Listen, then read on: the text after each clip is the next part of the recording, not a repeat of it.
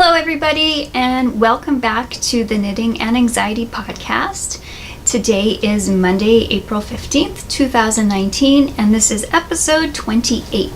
Thank you so much for coming back if you are a returning viewer, and if this is your first time checking out the podcast, welcome. I hope you enjoy the format that I have for you in this episode. I'm just going to give you a little rundown. Well, how about an introduction first? My name is Allison Barnes. I am the indie dyer behind Allison Barnes Yarn, and I live in Edmonton, Alberta, Canada with my husband, my son, and my 3 cats, Wicket, Cricket, and Kennedy. It's been a few weeks, maybe 4 weeks since my last episode, and in that time I was doing a lot of dyeing for a couple upcoming markets. As well, we took a family vacation, which was much needed, and it was great to be with family on that vacation and recharge a little bit. But I'm back at home now and I'm ready to get back to work, and I thought I would start off the week with a podcast to get you all caught up.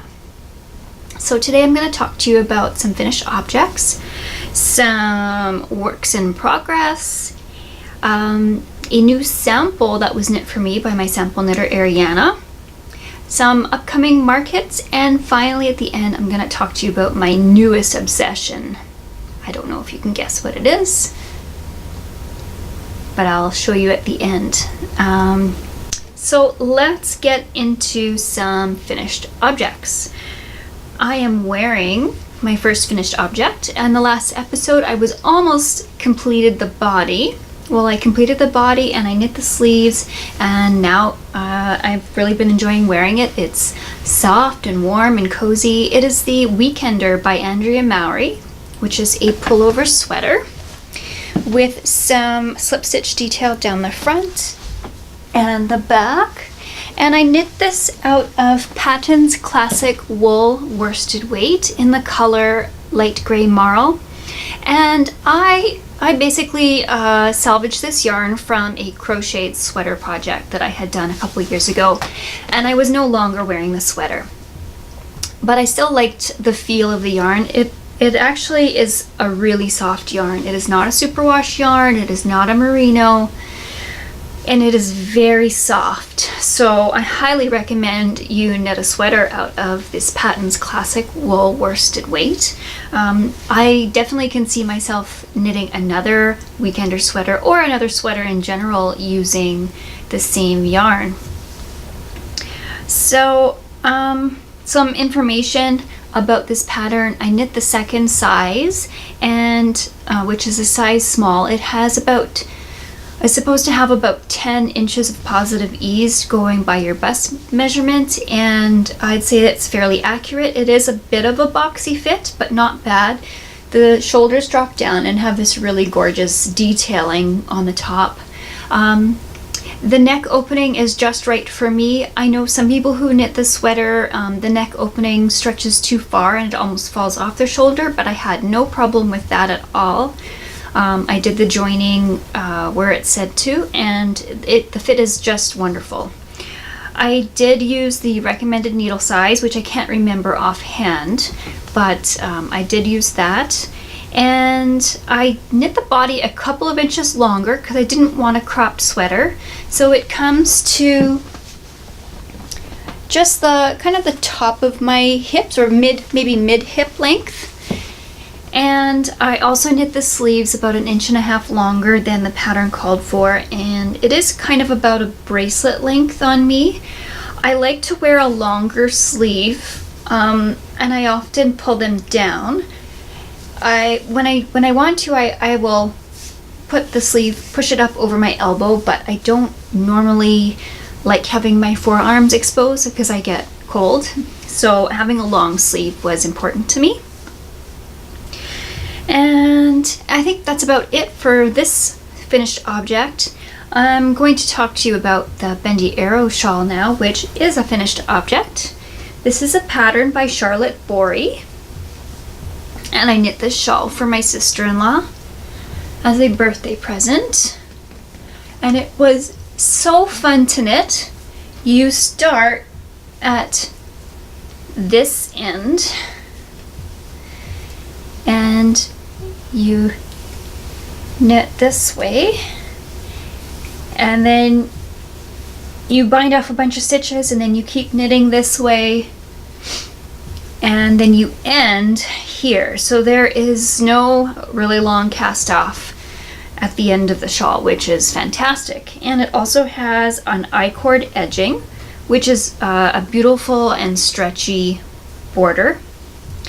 And I'll tell you a little bit about the yarn. This speckled color is called Fryatt Hut by Prairie Dye Studio, and the brown is called Auburn, and that's by Sweet Georgia, and these are both a fingering weight yarn, and it's very soft. It'll be beautiful on my sister-in-law to wear. It is not a gigantic shawl. It used maybe 3/4 of each skein. I have a little bit left over of each one, and it was a lot of fun to knit. For some information for this, I used the recommended needle size, and then when I washed and blocked the shawl, it blocked out to the measurements in the pattern. So it came out exactly the right size, not too big, not too small. So that is done and off the needles. The next object I have for you is an almost finished object. It is my Felici socks. I have been knitting these 2 at a time toe-up socks using Felici yarn by Knit Picks. It's a self-striping yarn, and it's a little bit tangled. But I ended up knitting a little bit more on the length, and now I've knit the ribbing. And I'm ready to bind off the ribbing and then do an afterthought heel in these. So that's all I have left to do on these, and then I'll finally be done. I still have quite a bit of yarn left over. I'm gonna do the heel in the same yarn. It'll give it kind of a bullseye effect when you knit up a self-striping yarn on a heel like that. And then I'll be done, and I'll be very glad to be done that, because I think that 2 at a time socks are not my favorite way to knit socks. They're just too time consuming and boring for me, and I like to have my socks done a little more quickly than that. Anything else? No. Okay. Now my next work in progress is an almost hoe, an almost half object. I cast on some new socks while I was on vacation with my family, and it's in my ginger snap bag, which, by the way, got washed over by a wave from the ocean and got covered in sand, and everything inside remained dry because it's a really heavy canvas on the outside. So I was really happy about that. But this is my almost finished object. It is basically a sock without a heel. And this yarn is, so I'm calling these socks my cherry blossom socks.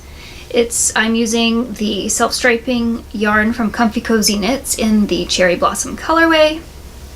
And the toe and the cuff and soon to be heel are all in Comfy Cozy Knits blush colorway. So that is that. I screwed up the Kitchener on the toe. I don't know if you can see it, but I started doing it wrong, and then somehow when I wasn't paying attention, I ended up fixing it. So I've got some garter bumps and then the smooth stockinette join for the rest of the way. These will be about mid-calf height once I put the heel in, and my gauge stayed very consistent from the cast on to the bind off, so I'm very happy about that. And I have started the second sock, and it is right here. So I did, I'm using my 9-inch circular needles, size US 0, which is 2 millimeter. Actually, these are 8-inch circulars. They're Addies, which are a little bit smaller circumference than some other sock circular needles. And I cast on 64 stitches, and I did a 2x2 rib for 20 rows, and then I just started knitting in the round using the self-striping color. I have the beginning of the round marked with a stitch marker, and eventually when I get down to where I need toe decreases, I use a couple more stitch markers to mark where I do my toe decreases. And I like to do a rounded toe. So this is a rounded toe. I think it has a nicer look than the like the squared off toe. Is there anything else I need to mention about these? No, I do not. That was everything I needed to say about my cherry blossom socks. And the next work in progress I have to share with you is also a new cast on. I started working on a crocheted shawl while I was on vacation, and it is called Getting Ziggy by Sandra Paul, and this pattern is available on Ravelry, and it uses 2 skeins of fingering weight yarn. I am using my own hand-dyed yarn, Allison Barnes yarn, in this shawl, and let me just get it out for you. I am using 1 skein of I Feel Fine, which is the very dark blue, and 1 skein of When I'm 64, which is a very light gray. Both are speckled colorways from my 2018 advent calendar, and these colors are available in the shop right now on fingering weight and maybe some DK. I think the I Feel Fine is available also on DK and worsted weight. But I am almost done this shawl. It is a triangular or asymmetrical triangular shawl, and it has a ripple edge. And I think I have 1 more row left in the silver color, and then I have to weigh my balls of yarn because I don't think I have, that's how much I have left of the dark blue, and the light gray is even smaller, so I have to weigh them to see if I will have enough left to do 1 more repeat, because I have done all but 1 repeat of the stripe sequence, the blue and gray. So I may have to stop early and finish off. So it's almost done. I should have FO pictures for next podcast, and I'll be posting FO pictures in on my Instagram account, Knitting and Anxiety. Now, do I have anything else to say about that? That is all. All right. So when I dyed up all of these new colorways from my 2018 advent calendar, I really wanted some samples to hang in my booth at some upcoming markets this year. So I'm doing the crocheted shawl myself, but I have a friend who does sample knitting for me.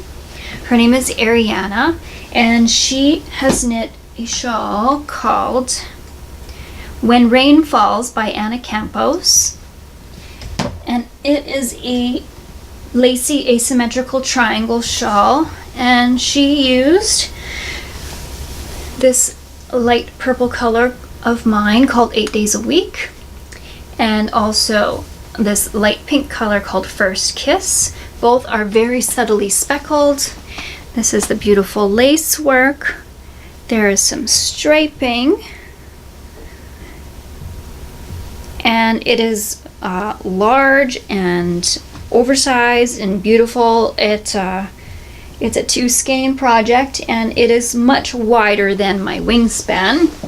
If you like large shawls, you will love this one for sure. So I need to take some photos of this, and then I'll be able to share it on social media, and you'll be seeing this in my booths at my upcoming markets. Beautiful, soft, and lovely, and feminine, and lacy, and she said it was a gorgeous pattern to work on. So thanks, Ariana, for knitting that for me. So speaking of markets, I have 2 markets coming up this year. The first market is the Peace Fibre Fest, and that is in Dawson Creek, British Columbia on Sunday, April 28th from 11 a.m. to 5 p.m. at the George Dawson Inn, which is in Dawson Creek.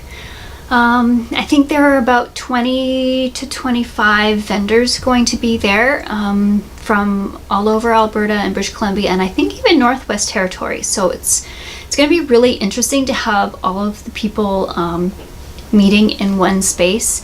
So I highly recommend checking it out if you're within a couple hours of the area, to drive in and come and visit, come and squish some yarn.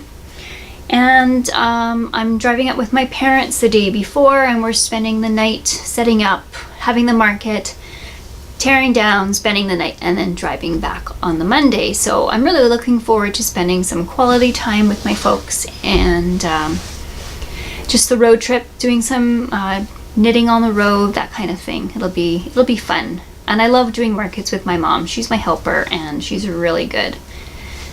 So the second market this year is the Edmonton Fibre Frolic, and I'm one of the coordinators of the market with my friend Jess. And this year it is on Saturday, May 25th, and it is at the Terwilliger Community Church, which is the same venue as last year.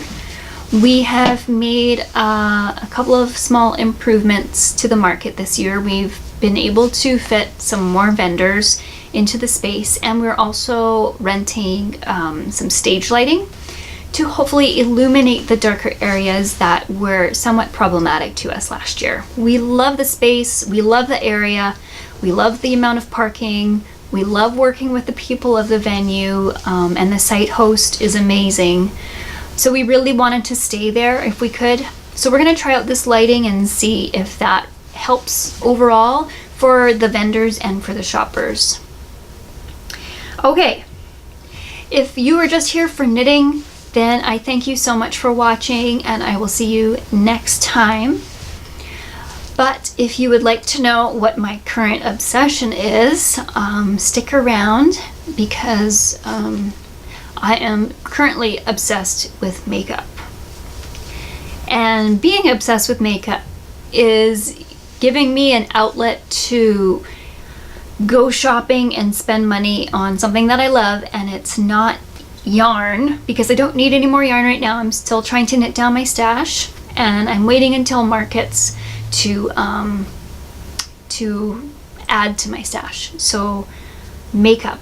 I used to love makeup when I was younger, like a young adult, when I was married, that kind of thing. And then as I became more and more depressed and anxious, and with all of my mental health issues, I stopped wearing makeup.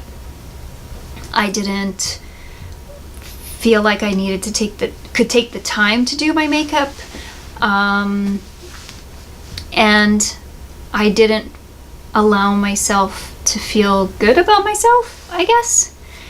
But playing with makeup for me is like a form of art, just like dyeing yarn. Putting color on your face, blending colors, trying to match, your skin to a foundation, blending in so that, you get smooth transitions. I'm still working on the eyeshadow though. I met somebody at Sephora today, and she helped me out a lot. She did my eyebrows, and I'm really loving playing with new stuff. So I wanted to show you some of my new stuff. First, I'm going to talk to you about what I'm wearing on my face. So I have a skincare routine, and I use a primer after I'm done that. And today I used a eyeshadow primer, which is just by Wet n Wild. Wet n Wild eyeshadow primer, and I put that on my eyes, and then I let it dry. And then I used my Too Faced chocolate eyeshadow palette, which I actually got at Winners. So Winners does carry a lot of high quality brand name makeup, eyeshadow palettes and everything, really, lipsticks and everything. Which reminds me, I left one of my lipsticks upstairs that I wanted to show you. But these more expensive brands at Winners come packaged in like a security box, so you know that it hasn't been opened. But there was a picture on the back, so I could see what the colors were inside, and that they actually do smell like chocolate. So these are the colors. And today I used this mocha color as kind of an all over lid and crease color. Then I used this black currant color, kind of like here and here. And then I used my finger and I rubbed it in this kind of sparkly, shiny color. And then I patted that like in the middle of my lid to give it some lightness and illumination. And oh, they smell so good. My son actually bit this one. He was just being silly. And then I did liner on the tops of my lashes, and this is Unique Moodstruck Precision Eyeliner in Perfect. And it's just a black. And I lined, so I did the liner here. And I used my Unique Moodstruck Epic Mascara in black. It's a really nice mascara. I have a purple one too that it's a very lightly tinted purple. It doesn't show up very easily, but this is a good one. That's a good mascara. Then I did my brows also, but I had them redone at Sephora, and I really like how she did it. She drew a line under here and then down, and then she drew a line on the top and then down and filled in a little bit. And the eye pencil has has like a little felt tip, and you can draw in like little hairs where I have sparse hair. And then I did my face, and I used this Wet n Wild Photo Focus Stick Foundation in Soft Ivory.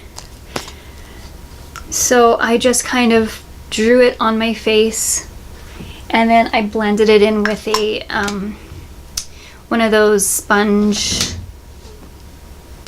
what are they called? Little sponge things. They're like an egg-shaped sponge thing, and I blended that in with that. Then, because I've been watching these videos on Instagram of people doing their makeup, which I just watch these videos for like a good hour before bed just because I'm obsessed with makeup. And I use this Josie Maran Vibrancy Argan Oil Fluid Coverage Concealer Fluid, which is really good for dry skin because of the argan oil, and I have very dry skin. And then I applied it under the eyes and in the middle of my forehead, down my nose and my chin, and I blended that in with the blending bud. That's what it's called, a blending bud. And then I had also bought a darker color called Pecan of this Wet n Wild foundation stick, and I used it as like a contouring slash what's it called when you add, like a bronzer kind of. So I added it here, I put it across here, and I put it under here and here, and I blended that in with the blending bud. It seems like a lot of makeup, but it's so much fun for me. It's like really fun. So then I used my Sephora collection blush called Shame on You, which is color number 1. It is just a very natural colored, warmish, peachy color. And you can see I applied that here. And I'm wearing a lipstick, which I left upstairs, but I put this Sephora collection lip gloss on top. So it's kind of like a nude lip, and I really like the look of the nude lip. I think tomorrow I'm going to try like a more of a neutral, paler eyeshadow. And I went to Sephora today after I did the grocery shopping, so I bought some stuff I want to show you. Firstly, I bought a brush collection, the Sephora brush ready to roll brush set, because I wanted some more eyeshadow brushes and face brushes. So this one has a powder brush. This one has a like a foundation brush, which I want to use to blend my stick foundation. I'm gonna try using this instead of the blending bud. It has a what is this one? Does it say? Highlight and contour, which is great because I just purchased a highlighting and a contouring palette from Cheekbone Beauty, which I'll show you when it comes in. And then this one is also good for blush and contouring. And then there are a bunch of eye brushes. So there's this one is a blending, like in the crease. This one is, a concealer brush. I did use a concealer brush today when I put my concealer on, and it does help to kind of spread it around before you push it in with the blending bud. This is an eyeliner brush, or I suppose you could use it with an eyebrow fluid or gel. It has a spoolie at the end. The spoolie is what you use for combing your eyebrows. And it has an eyeshadow brush, which is a little more densely packed than the blending brush. It has a fan brush. So there's a fan brush in there, which you would use for like highlighting. I've seen the beauty bloggers do like highlighting on the top of the cheeks. And then I think, this is a smudge brush, whatever that is. I think it would be really good if you wanted to put like a little bit of eyeshadow around close to the eyelashes or under the eyelashes like that. I think that would be really fun. So, and it comes in a case, and it keeps your brushes nice and neat and tidy, and so I'm excited to give those a try tomorrow.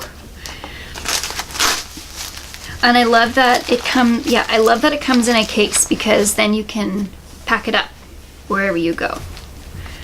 And I guess it just goes like that. Pretty cool. The next thing I bought was a loose powder. That's a translucent setting powder, just the Sephora collection setting powder. It's inexpensive, and you put this on after you do your foundation to set your foundation, because I've noticed that the foundation is settling into my frown lines here, and it's showing some of the lines around my eyes. This is supposed to help prevent that. It's supposed to help prevent your makeup from settling into the lines, so I'm excited to try that. I also got a makeup setting spray. This is just like a small size to try, which you spray this on after you've done your whole makeup to help your makeup last all day, so it doesn't, if it gets really hot outside, your makeup isn't going to like smear and start running down your face. And this is that awesome brow pencil thing that the girl at Sephora did my eyebrows with.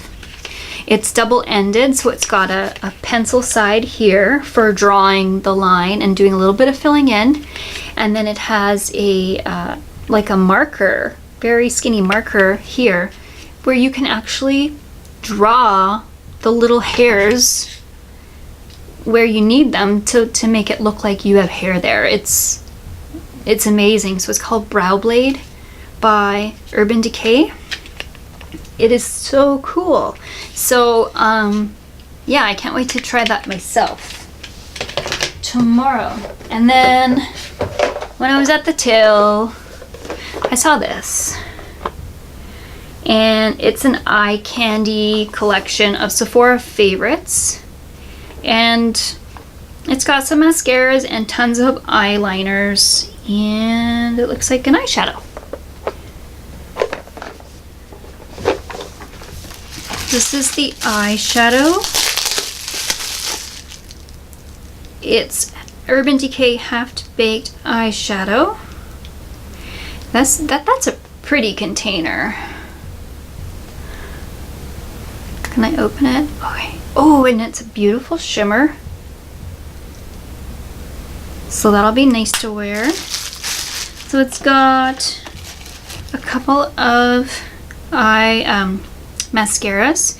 Too Faced Better Than Sex Waterproof Mascara and Bad Gal Bang by Benefit. So yeah, that's kind of cool. So what else is there? Kat Von D Tattoo Liner. Ooh, it's a pen or a marker liner. That'll be nice. I have a Sephora pencil retractable waterproof liner. A fly liner by Fenty Beauty.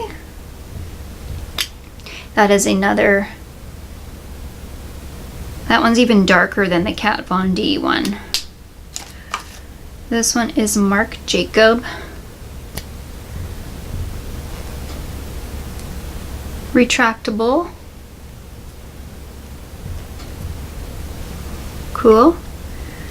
And then this Makeup Forever.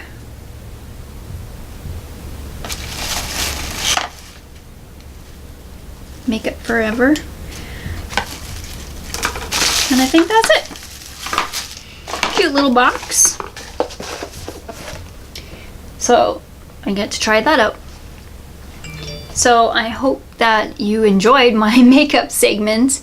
I don't know if it'll be every video that I do one. Probably just when I get new stuff, because I'm not buying yarn. I'm gonna be buying makeup for a little while. So thanks everybody for watching the Knitting and Anxiety podcast. Take care, and I'll see you next time. Bye.